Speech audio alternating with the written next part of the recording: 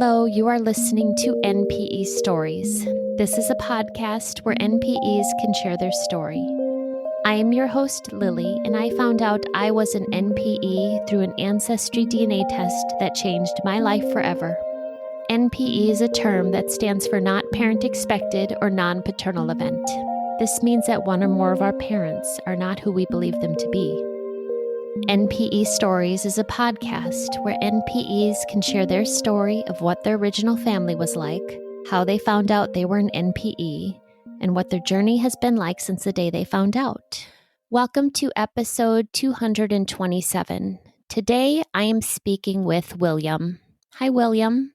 Hi, Lily. Thank you for doing this with me today. Well, thank you for allowing me to tell my story. That was so nice of your daughter to support you with this as well. I know that she was willing to come on and share part of your story today. And right now my format is only from the NPE, but I just love when other family members want to come on and be part of sharing this story. So thank you to your daughter for offering to come on. Well, thank you. So William, let's go ahead and get started with your story. Why don't you tell me about your family of origin and what your childhood was like? Okay. My childhood was quite tumultuous. I was one of 7 children. My parents were both alcoholics, and they always fought all the time. My grandparents had like 500 acres, and we lived on part of it. And my mother was adopted by her aunt who lived on the other side and had a big, beautiful house. So she was like right next to her parents. For some reason, she couldn't keep her children. So my great aunt, Catherine and Lewis, adopted her. And she lived a pretty nice life in a pretty beautiful house. And my father grew up in the Bronx. Actually played on the old Brooklyn Dodgers farm team.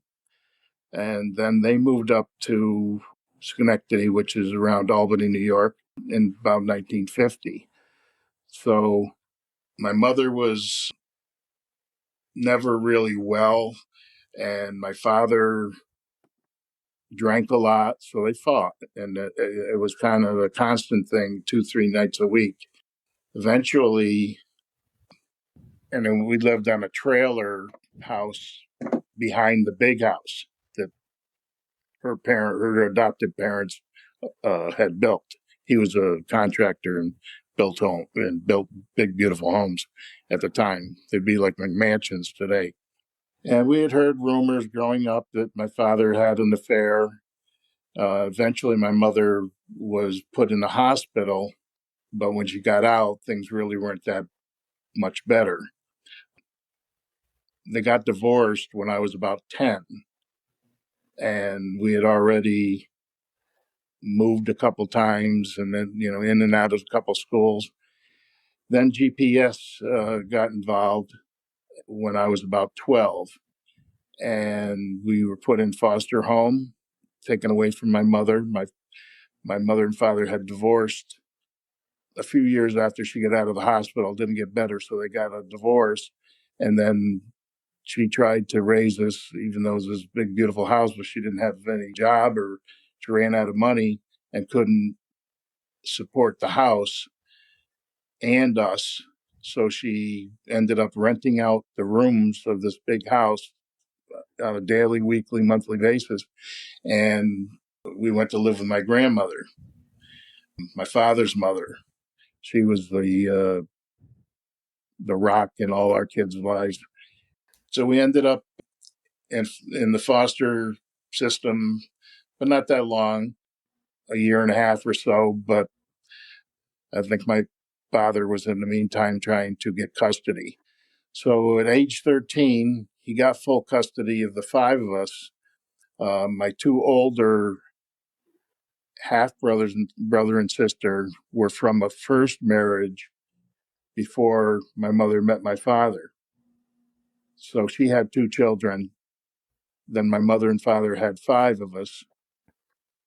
And of the 7, I was the middle child. But when we went to foster, the older 2 didn't go with us. They ended up just leaving home. My older half brother went into the service, went into Vietnam, came out, trouble with drugs, ended up shooting himself in the head. Oh. So he and my other sister, older sister, she just kind of bounced around with marriages and eventually had, some good children and raised the kids pretty much on her own. So at age 13, my father got full custody of the 5 of us and remarried to a lady, a nice lady, Marge, who had 6 children of her own. And they lived with her, and her grandmother lived there also. Her oldest child was already in the Coast Guard, so he wasn't part of it. But so there's 10 children in this house with a grandmother. Oh my goodness. Yeah. So, and I'm sure the CPS had something to do with it or whatever, or just naturally they had to buy a bigger house, but they really didn't have any money. So they found this. My father found this railroad hotel that which used a roaming board. So when the Rotterdam Junction was a switching station, so there's a lot of trains that would stop there and switch, and so the workers had to have a place to stay for a night or two. Back then, there was no hotels or motels, so they used this large house and with several bedrooms, and there was a number on every bedroom door. And so my father bought this. We moved in there. It was pretty good. Her 5 children and the 5 of us, age wise, matched up extremely well. Each of us had someone in the same grade level. So it was a true Brady Bunch situation. Yes, it sounds like it. Yeah. We got along good. My mother, my stepmother, and father both drank. Then they'd have their fights, but it wasn't like the first 12 years of my life when we were abused physically, emotionally, so this was a much better life. So I had like 2 childhoods, the first 10 years and then the next 6 or 7 before I, got out of high school.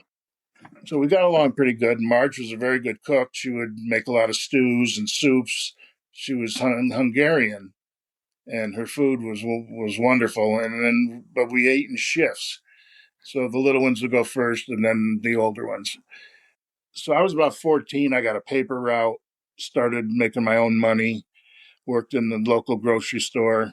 Played football in high school, and then it was pretty happy. Had friends, so it was really totally different than the first 12 years. So I wanted to be a state trooper. Of course, none of us had any money to go to college, so I joined the service as an MP and got the GI Bill. But before I went to the service, there was a year or 2 that I worked at a local restaurant cooking, and I really enjoyed that. And my boss gave me a recommendation to the Culinary Institute of America in Hyde Park, New York. It's the number 1 cooking school in the country or world. It's actually got a TV show now on Netflix. Oh, wow. The Next Gen Chef. Fast forward a few years, I get out of the service, I get my GI Bill, I go to the culinary, and after graduation, I started cooking in country clubs as a chef. And that's where I met my wife of 45 years. We have 3 wonderful children, and we settled right here in upstate New York. Life is pretty good. Kim and I work together at several country clubs. And, I saw her basically morning, noon, and night. We were, with our kids, we were very, very involved. And, I wanted to break the generational cycle of abuse. And my brothers and sisters also did, and I think we all did a great job doing that. Fast forward to 2016, my oldest son, Billy, took a DNA test. He's always interested in science, and right now he's a programmer for HP, and he was always interested in genetics.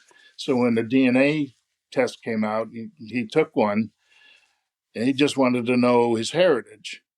I didn't get a lot of information or knowledge or accurate knowledge from growing up of our heritage. As I said, my mother, the Larrabees, they were very much Dutch Reformed and came over in like the 1600s or whatever. But so he was curious and he took the DNA test. And my father's side, the story goes that we were five Lithuanian brothers came over from Ellis Island in 1908. And that's pretty much all we knew. One of them landed in New York and married my grandmother and then had one child, my father. So Billy just wanted to know the his heritage and not necessarily he didn't look at any connections. So we didn't know anything for like a year. Then my wife took her test, and that turned out to be exactly as she suspected. A few little changes, but then my daughter for Christmas, my wonderful daughter, Courtney, she bought me a test for Christmas. So after Christmas, I didn't just rush to do it. I didn't even have any interest in doing it. I didn't think anything of it, even though my son came up with 25% Italian, but it just didn't interest me. So when I took the test and sent it in, lo and behold, Valentine's Day 2018, I get a message and my results were in. So I opened it up, and I guess if I was smarter, I would have realized I was 50% Italian. But I didn't at the time. And even then, we thought the Lithuanians were probably just actually Italians and came over together. So there was no issues. But when we looked at connections, I found a half brother who had almost the DNA levels that my son did. So we knew he had to be a half brother. So we got this half brother in Indiana that no one knows. Mm. So as everybody who gets these tests back, you dive into the search to find the truth of who you are and your identity. And so I did that and went through a pretty quick process where, because nobody in my family was alive. My father had passed, grandparents had all passed. The only one alive was my mother. She was like 90 in a home. But going back, I hadn't had a relationship with my mother for 40 years. I don't think I had spoken to her for 20. And for several different reasons that are in the book, but I won't get into them right now. When you see this half brother show up, if you can remember back to that time period, you think it was around Valentine's Day 2018. Yes. What were you thinking it was? Well, I had faith in the DNA, technology, so I knew it had to be true. But I thought maybe my first instinct was my father hooked up with somebody from Indiana, because growing up, we always thought my father was the philanderer, Yeah. and that he, was putting my mother through hell with that, and she would, you know, fight back, but it was, nobody would blink an eye that my father had an affair with somebody from Indiana, so that didn't surprise me. But before that, I was looking at the Italian heritage, and the only other person that took a test in my family was my little brother's daughter, and she came up with 0 Italian. So I knew that I was not fully related to my brother, Jeff. That was one of the first things that we just that ruled out, certain scenarios and put me on the path of I had to find my father. There was several other names that I didn't recognize, and one of them was Mike Lipinski. These are local people, and my niece Mary Mulligan. Now Mary Mulligan was a Mary Caruso, and then married into the Mulligan family. Were these family members you had known before, or were they showing up as new? They were just showing up. I had no idea who they were. Yep. So I reached out to Mike Lipinski first, and he got right back to me. And I said, "Can you tell me, grandparents, last names?" He had no idea how I would be connected to him. When I looked him up in the local white pages, he didn't have his information on Ancestry, and neither did my aunt. So I was searching through the white pages, and I find this Mike Lipinski, and I give him a call. He gets right back to me, and he said, "Not sure how we're connected," but I said, "Well, what's your grandparents' last names?" And he gave me 3: Cervini, Caruso, Casaro. So I thanked him, and I started searching those 3 names. And I find this Casaro in Johnstown, which is about 45 minutes away from where I live. And I call this Mrs. Casaro, and I explained the situation. And she said, I don't know Mike Lipinski. I said, "Well, what about my aunt, Mary Mulligan?" And she said, "Oh my God, I'm her godmother." Hmm. And she said that she was a Caruso and then married into the Mulligan family. So of the 3 names that Mike had given me, it was obvious that it was the Caruso that I needed to pursue, the Caruso family.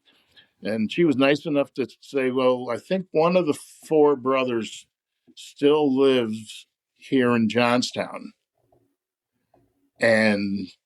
But she wasn't sure about the other brothers. She knew 1 or 2 of them had passed away.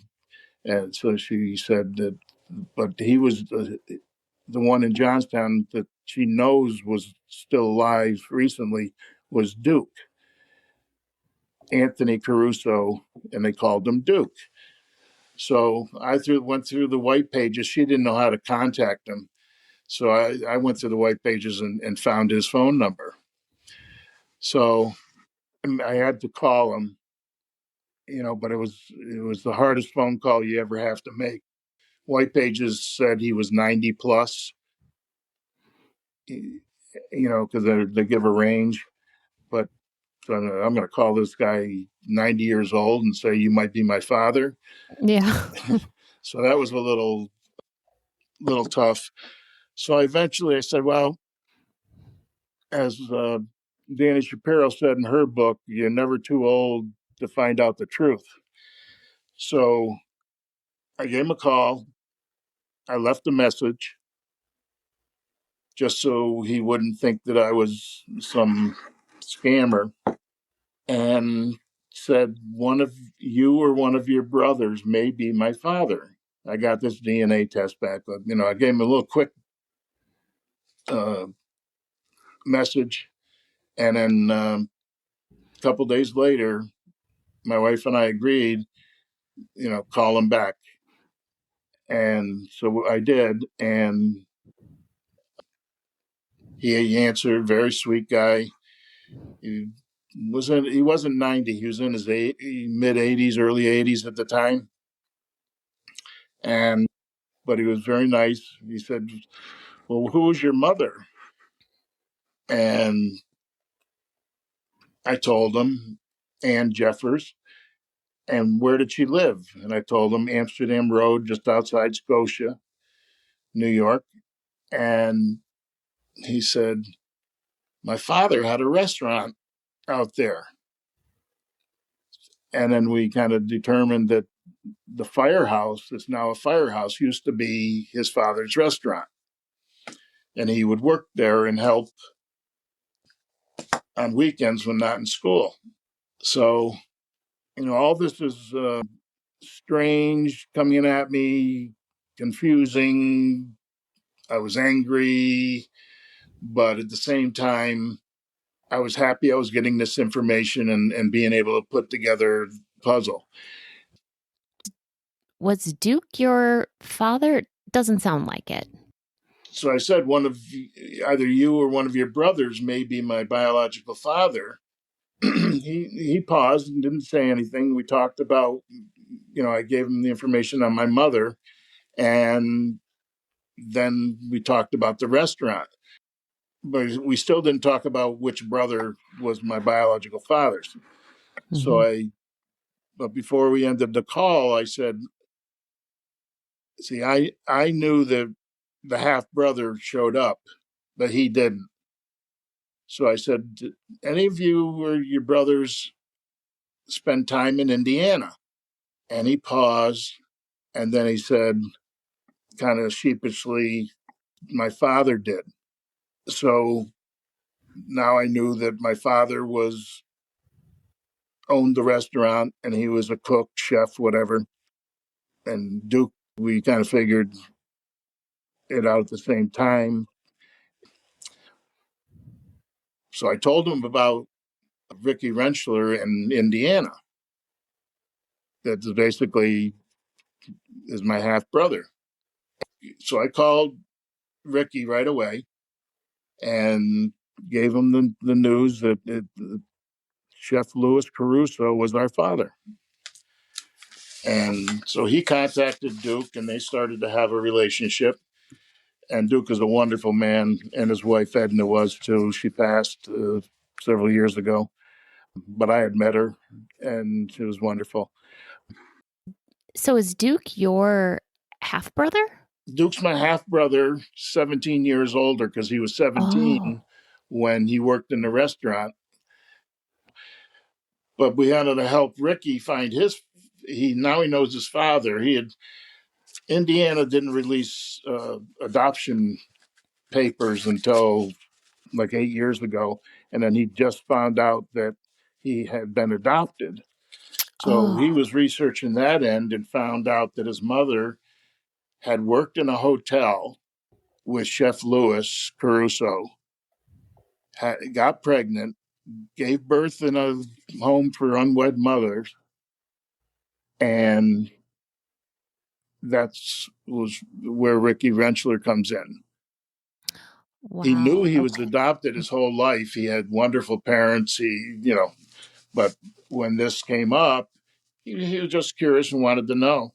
And he was searching on his mother's side, and then after found out that we were connected and the name Caruso, then he dug into the local Evansville, Indiana records to find Louis Caruso.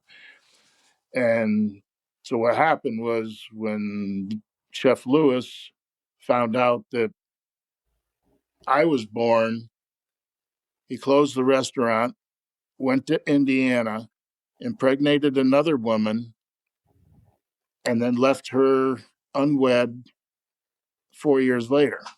So that's how we're all connected. Uh-huh.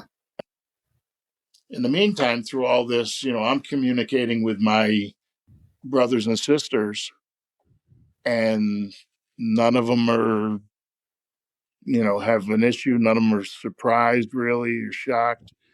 But my mother's still alive. So we went and had lunch shortly after our phone call. We went to have lunch, and Mary Mulligan was there, and Duke and his wife Edna, and my wife, and Mary Mulligan and Duke's daughter Janine.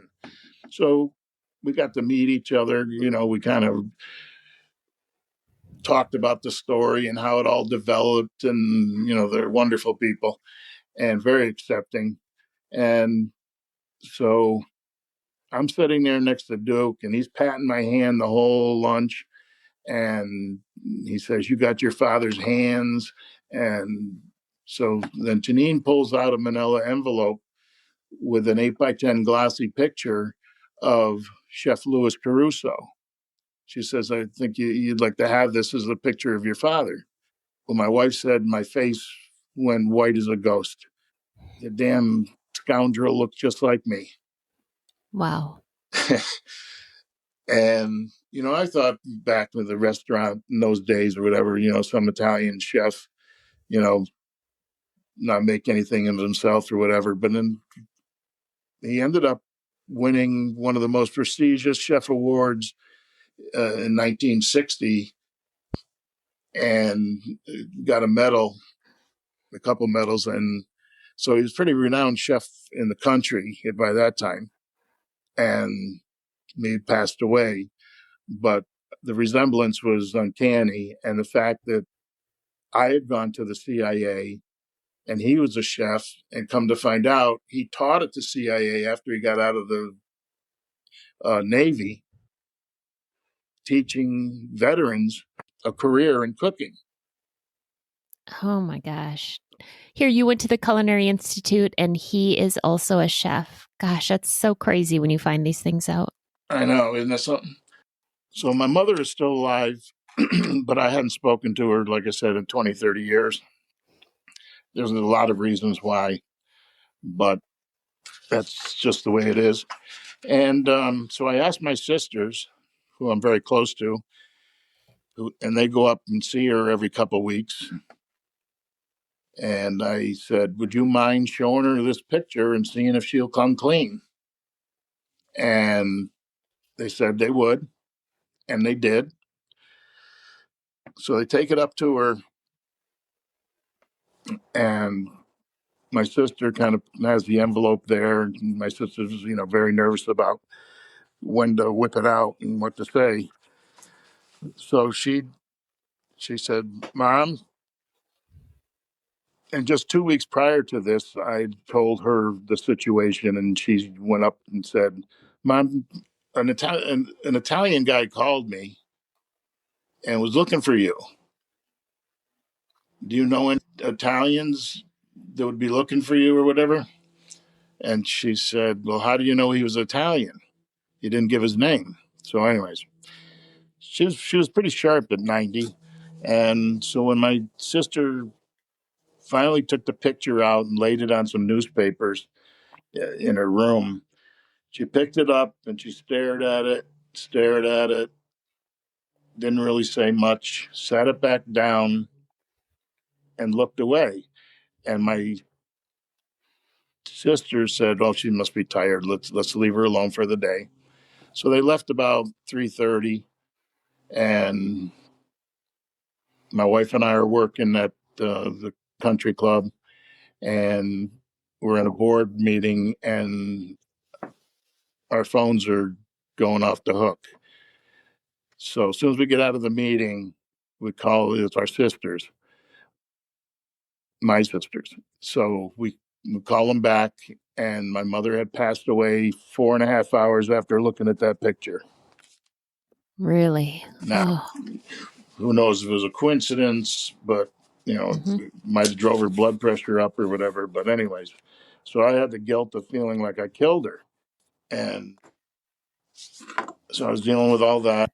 My mother passes, and Yeah, what happened? What happened after your mother passed away? well, I didn't go, but my wife went. And it was just strange that there was not one mention of any of the kids. This gentleman came out, and he must have been like the house minister, or serving as a minister that the nursing home or the funeral parlor pays just to say a few words. So my sisters wrote the thing, and it was just typical.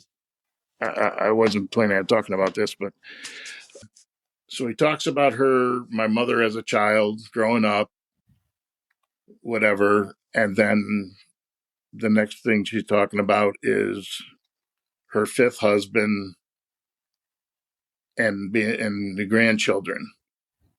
And my sister's kids, they were close to her. Not one mention of the seven children. It was like 30 years had been cut out of the story of her life. And so that my wife thought was pretty odd.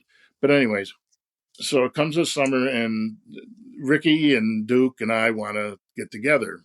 We've been doing Zoom calls, and even with his, there was another brother, Thomas, who was in Ohio but didn't want to get involved. He was on a couple of Zoom calls, and he was a nice guy, but we didn't want to push him. He didn't want to get involved. So we agreed that we would meet in August, and Ricky would come out, and Duke, who only lives now maybe 20 minutes away, 40 minutes away, we get together in August. Saratoga Racetrack's right up the way. So they come out, we have dinner. The next day we go to the track. And the third day, we have a barbecue at my house. Now, knowing this a few weeks earlier, I decided to invite everyone, step, half, new, old, have everybody come. And they did. And I had my little brother, who hadn't seen my half little brother and sister. They were the same age. They haven't seen each other in over 40 years. Others hadn't seen each other in as many or decades. And so it was really cool. We had, all my, not all of them came, but I had like 4 of the 6 step brothers and sisters. I had my new half brother from Indiana and his son and daughter. And then I had my 5 siblings and Tony, who the surviving half sister on my mother's side. So it was really pretty amazing. Nice day, and I just looked around and saw, all these people that never would have known each other or met each other are just getting along like a wonderful family, and realizing that that's what it's all about, family. So I went through a whole emotional roller coaster like all NPEs do. And age doesn't have anything to do with it, because, at 64, there was times that I wrote in the book that I cried like a baby.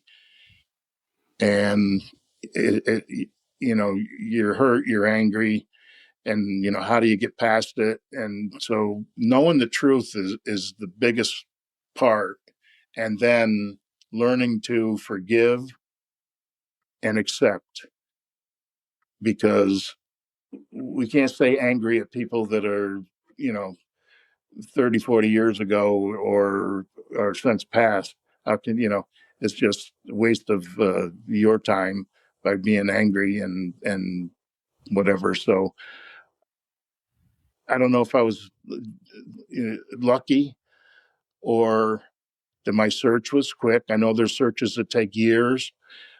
That I got a wonderful new family, and I mean, I see Duke every couple of weeks. I'm actually going to have lunch with him tomorrow, and it's just wonderful. So I think I'm probably the luckiest NPE there is. But there might be others out there that, if they look at it a certain way and learn to forgive and accept. And the other thing is, I didn't pressure any of my siblings or my new siblings to feel one way or the other, or to, when we got together for Christmas, we got together the original barbecue. It's been 7 years now, and our families have gotten together several times. But I don't, if we can't get together, I don't get upset with them. They have their lives. I was the intruder into their lives. And, with my family, it just, I know I read a lot of people's emotions on the sites. And, I wish I could just, tell people to accept and forgive and move on. Life's too short. And I know it's painful. It's times, and not everybody can do that. I think I was lucky that I was able to do that. I have a loving, supportive wife and kids. And so I wanted to get the message out to the NPE community. I didn't write the book for that, but I wrote my book because I read Danny Shapiro's book, and I said, well, my story is just as interesting. So I'm getting into retirement, so I started, writing. I originally started writing all these notes and feelings, and it was very cathartic through the whole process. So then after all this, I took classes and wrote a book. But the book's focus, as it turned out, was very much NPE and very much a message, and very well received by the NPE community, that, how I handled things and did things, and, my view of it. As they said in their comments, dozens of comments that helped them, deal with their similar situation. So that's what I'm most proud of. And my daughter helped me write the book because she has several masters, and so that's why I wanted her on the podcast. And plus, she's far more eloquent than I am. But so that's my story, and I wish there was more males writing their story or telling their story, even, because it seems very heavily weighted with women. But I know they have brothers, so I'd like to see more men speak out, and I'd like to see more books written about it, because these stories are just absolutely amazing that you post on your site, and how helpful you are to them, and give them a platform to share their story. And a lot of them, writing is cathartic, and there should be more books on this subject. I agree completely, William.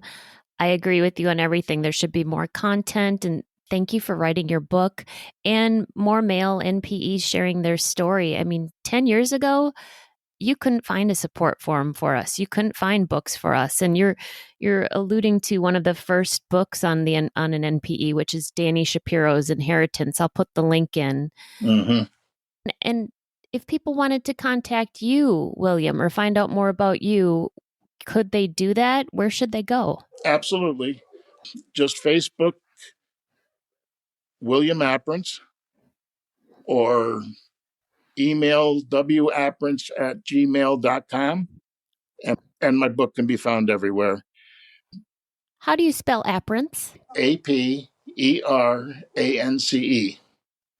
Wonderful. That way listeners can type that in. I just wanted to thank you for not just the time today and giving me a chance to tell my story, but thank you for what you're doing for the NPE community, telling all these stories and encouraging others to tell their story too. So, thank you for that.